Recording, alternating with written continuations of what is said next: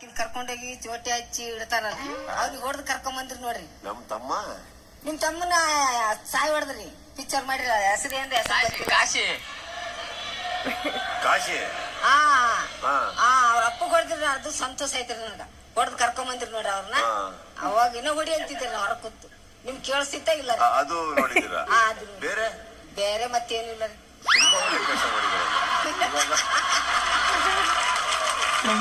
Picture ನೋಡ್ಬಿಟ್ಟು picture ನೋಡಿದ್ಮೇಲೆ ಕಾಶಿ ನೋಡ್ಬಿಟ್ಟು ನಿಮಗೆ ನನ್ನನ್ನು ಮಾತಾಡ್ಸ್ಬೇಕು ಅಂತ ಅನಿಸ್ತಾ ಇತ್ತು. ಇದನ್ನ ಕೇಳಿ ನಾನು ಖುಷಿ ಪಡ್ಬೇಕು.